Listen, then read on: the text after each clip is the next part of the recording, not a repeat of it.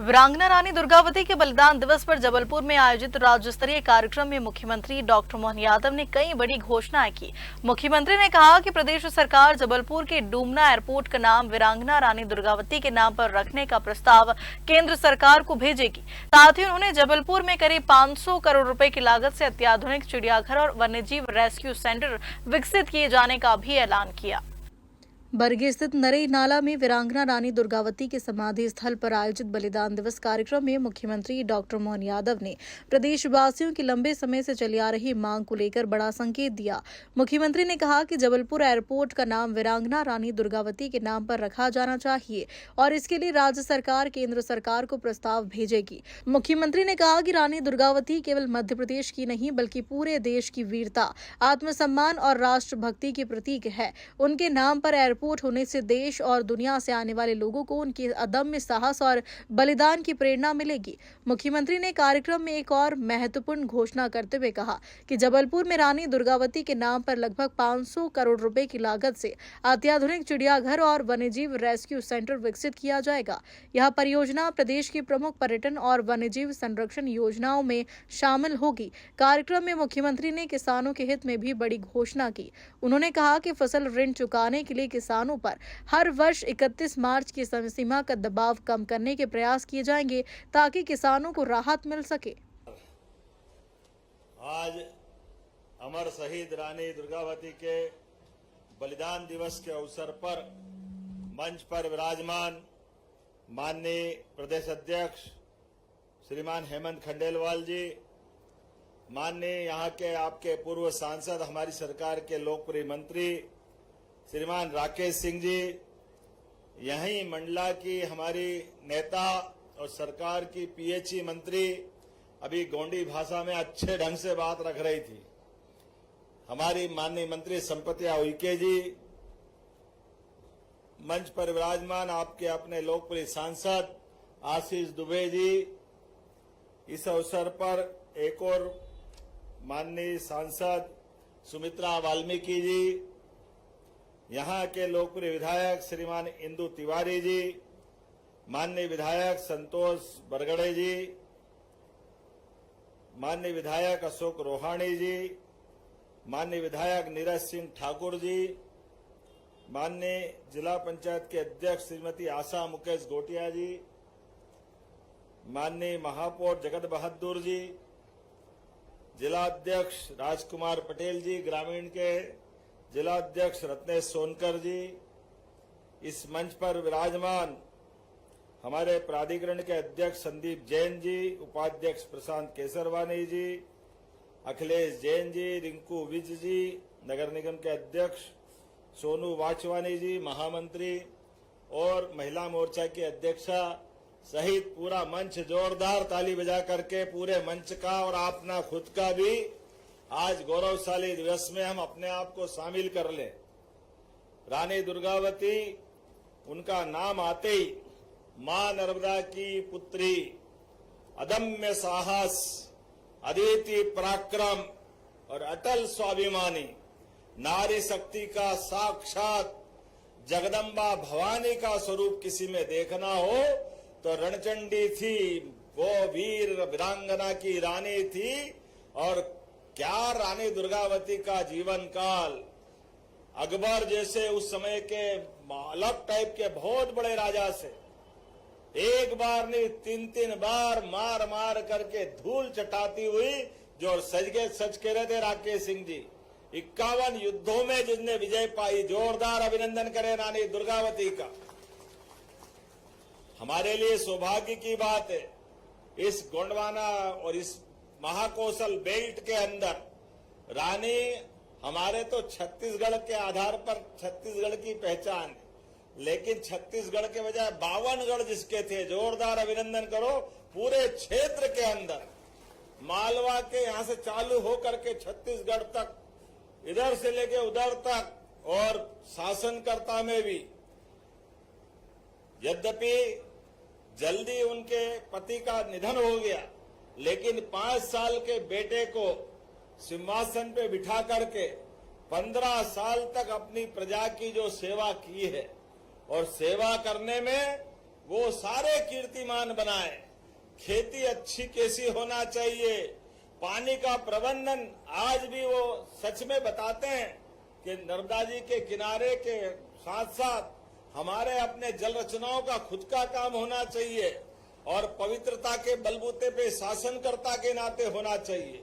और देश के बड़े बड़े राजा अकबर के सामने सरेंडर हो रहे थे, लेकिन सीना तान के हिमालय की एवरेस्ट चोटी की तरह जो डट के खड़ी वो रानी दुर्गावती थी। हमारे लिए वो सौभाग्य की बात। इसलिए जन्म तो सबका होता है, जन्म और मृत्यु के क्रम में जो अपने जीवन का एक एक पल जनता की सेवा के लिए, जनता के साथ और दुनिया की किसी ताकत से न डरते हुए हिम्मत से जो काम करे, तभी तो युगों तक वो पहचानी जाती है। आज लगभग 500 साल के आसपास ऊपर उनका जन्म हुआ है, लेकिन उसके बाद भी पूरा देश, पूरा प्रदेश रानी दुर्गावती को अत्यंत सम्मान से याद करता है। हमारे लिए वो गर्व और गौरव के साथ, मध्य प्रदेश के लिए तो और गौरव की बात है।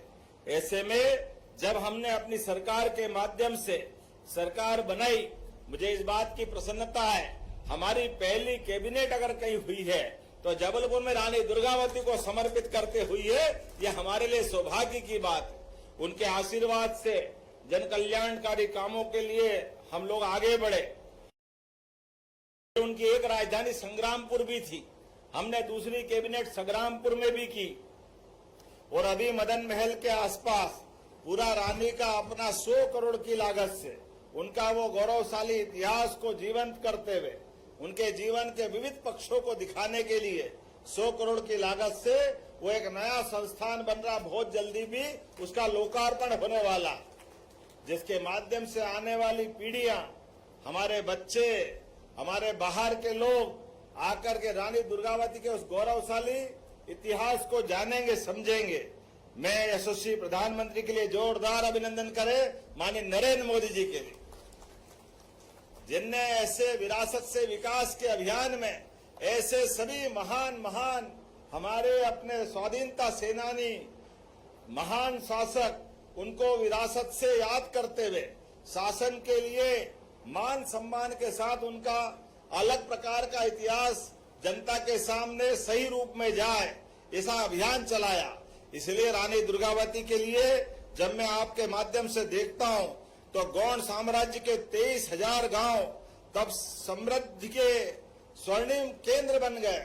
जिस रानी के शासनकाल में किसान लगान के रूप में सोने की मोहरें देते थे, हाथी देते थे, इसका मतलब वो कितना समृद्धशाली उस समय का शासनकाल होगा। हमें इस बात की भी प्रसन्नता है, चाहे सिंचाई की प्रणाली हो, बीज संरक्षण हो, फसल विक्रय का केंद्र हो, हर एक जगह उनको अलग ढंग से माननीय रानी ने अपने ढंग से कराया। ऐसे में जब मैं ये बात देखता हूं कि उनने अपने शासन काल में इतना अच्छा प्रबंधन किया कि अगर अकाल भी पड़ जाए तो कोई भूखे नहीं मर सकता। अनाज भंडारण, जल भंडारण, जनता की सुविधा के लिए सुरक्षा के मोर्चे, प्रत्येक क्षेत्र में उनका अद्भुत अपना दृष्टिकोण था। और किसानों के लिए तो जो श्रद्धा थी, हमारी सरकार भी इसलिए किसान कल्याण वर्ष मनाते हुए इस पूरे वर्ष को किसान समृद्ध वर्ष के नाते से जान रही है। ऐसे में बीते दिन कल ही हमने अपनी कैबिनेट के माध्यम से किसानों के आग्रह रहता था कि आप 0% तो ब्याज लेते हो, ब्याज तो लेते नहीं हो, लेकिन 31 मार्च ये थोड़ा अटकता है। 31 मार्च में फसल कट के आती नहीं है, ऐसे में ब्याज लगता है पूरे साल का। सारे लोग किसान इस बात का आग्रह कर रहे थे कि कृपा करके इसको अप्रैल तक बढ़ाओ, कोई कह रहा है मई तक बढ़ाओ। हमने कल ही निर्णय किया है कि हमारे किसानों के हित में हमारी सरकार ठोस काम कर रही है।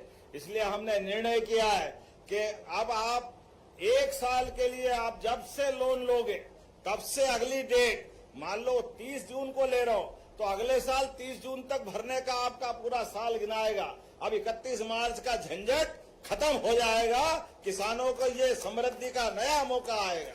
अब 31 मार्च का अकाउंट बंद नहीं होगा, इसके बदले में जो पैसा भरना है सरकार 880 करोड़ रुपया अपने पास से दे करके किसानों का भला करेगी। एक तरफ हम जब इस क्षेत्र में देखते हैं तो पर्यटन को लेकर भी, रोजगार को लेकर भी, उद्योग धंधे को लेकर भी प्रत्येक क्षेत्र की चिंता कर रहे हैं। इसलिए आप कभी सड़क बनाना हो, कभी और कोई विकास करना हो, तो अभी तक किसानों के लिए हमारी सरकार डबल राशि का मुआवजा देती थी। डबल राशि के मुआवजे के बलबूते पर किसान के लिए थोड़ी कठिनाई थी, कई बार गाइडलाइन नहीं बढ़ती थी, तो हमने कहा कोई बात नहीं, किसानों के लिए 2 गुना नहीं 4 गुना देना पड़े किसान के लिए हमारी सरकार सबसे पहले काम करेगी, ताकि अपने जीवन में कोई डैम बनाए, कोई नहर बनाए, कोई सड़क बनाए, उनके लिए सड़क बनाने का भी मौका मिले और किसी किसान की जमीन अगर योजना में जाए तो वो दूसरी बार खरीद भी सके और बदले में परिवार को 2 पैसे मिले तो अपना अलग से कुछ काम धंधा भी कर ले। लेकिन आज जब मैं आपसे बात कर रहा हूं तो रानी दुर्गावती के नाम पिछली बार हमने चिड़ियाघर बनाने का यहाँ एक बड़ा निर्णय किया था।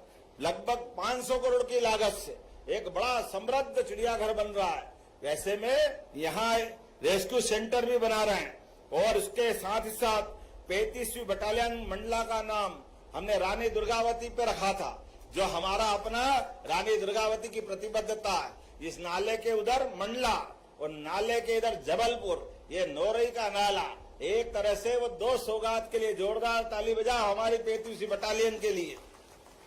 और कोदो कुटकी भी हमारी सरकार ने खरीदना चालू किया। कोदो कुटकी की कौन कौन फसल लगाता है, हाथ खड़े करके बताओ, जो कोदो कुटकी का काम करता है। और लाडली बहना के पैसे किस किस को मिलते, बहना जरा हाथ खड़ी करके बताओ, लाडली बहना वाले आप में से तो आप, और जिनको किसान सम्मान निधि मिलती है आप भी हाथ खड़े करो, जिसके किसान सम्मान निधि मिलती है। आप बताओ कितनी बड़ी संख्या में हाथ खड़े हो रहे हैं। ये सारे काम रानी दुर्गावती जी की प्रेरणा से हो रहा है। जोरदार अभिनंदन करें। ये लगातार ये काम हम करते रहेंगे।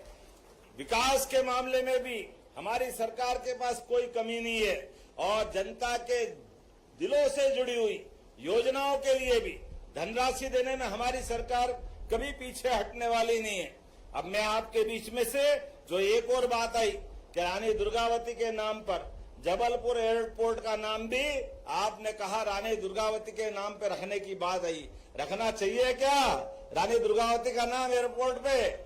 तो ताली वाली बजाओ जोरदार तरीके से। मैं भारत सरकार तक आपके इस प्रस्ताव को यशस्वी प्रधानमंत्री नरेंद्र मोदी जी के माध्यम से उड्डयन मंत्रालय तक पहुंचाऊंगा और प्रयास करूंगा जैसी सबकी भावना है ये नाम रानी दुर्गावती के नाम पर होगा।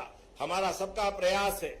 ऐसी कई सारी बातें मैं बता सकता हूं, लेकिन चूंकि बहुत सारे काम के साथ आज मुझे अपनी रानी दुर्गावती के बलिदान दिवस पे भी, ये बलिदान दिवस के 2 दिन पहले ही हमारे बीच आदिवासियों के लिए हमारी सरकार और भारतीय जनता पार्टी का दृष्टिकोण क्या है, ये उत्कृष्ट उदाहरण सबके सामने था। पहली बार आदिवासी बहन द्रौपदी मुर्मू जी को राष्ट्रपति पद तक हमारी पार्टी और माननीय मोदी जी ने पहुंचाया। जोरदार अभिनंदन करें नरेंद्र मोदी जी के लिए। कांग्रेस ने कभी हमारे आदिवासी अंचल का सम्मान नहीं किया, कभी वो केवल बात ही करते रहिए। इतना बड़ा वोट बैंक केवल वोट बैंक की फैक्ट्री की तरह काम करते रहिए। लेकिन हमारा सबका साथ, मोदी जी का जो कहना है, सबका साथ, सबका विकास, सबका विश्वास और सबका प्रयास, जो कहना है वो करके दिखाना है। इसलिए आज पूरा देश अलग प्रकार से दुनिया के सामने अपनी पहचान बना रहा है। ऐसे में हम चंदेल वंश की बहादुर बेटी रानी दुर्गावती यथा नाम तथा गुण, उनको स्मरण करते हुए एक बार फिर परमात्मा से कामना करेंगे रानी दुर्गावती के जीवन में से, उनके आशीर्वाद से हमारे घर घर से ऐसी रानी दुर्गावती और पद्मावती की लंबी परंपरा हमारे घर से निकले। मेरी अपनी ओर से एक बार फिर आप सबका वंदन। मुख्यमंत्री ने कहा कि प्रदेश सरकार वीरांगना रानी दुर्गावती की स्मृतियों को संरक्षित करने और उनकी गौरवशाली इतिहास को नई पीढ़ी तक पहुंचाने के लिए लगातार कार्य कर रही है। उन्होंने युवाओं से रानी दुर्गावती के साहस, नेतृत्व क्षमता और राष्ट्रीय सेवा की भावना से प्रेरणा लेने का आह्वान किया। बलिदान स्थल पर आकर मैं, मेरे साथ माननीय हेमंत खंडेलवाल जी, माननीय मंत्री श्रीमान राकेश सिंह जी, माननीय मंत्री संपत उइके जी, हमारे सभी सांसद विधायक, हमने सब ने गुणवाना की वो वीरान पहाड़ियों के बीच एक महान बलिदान की गाथाएं जो अपने सैकड़ों सालों से सबको आकर्षित भी करती है।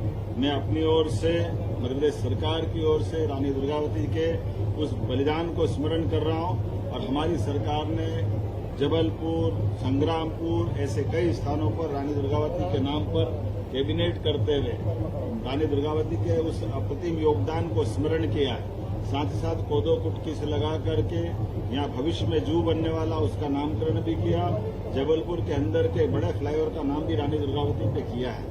लेकिन हम सब की इच्छा, जो माननीय मंत्री जी ने कहा, सभी लोगों ने कहा कि यहाँ के एयरपोर्ट का नामकरण भी रानी दुर्गावती के नाम से किया जाना चाहिए, ताकि कहीं से भी फ्लाइट आए देश के बाकी हिस्सों से, तो ऐसे में वो सबको रानी दुर्गावती के इस स्थान की याद दिलाए।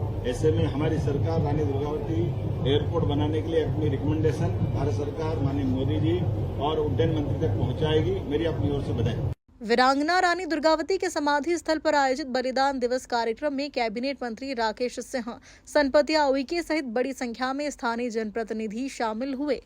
Bureau report.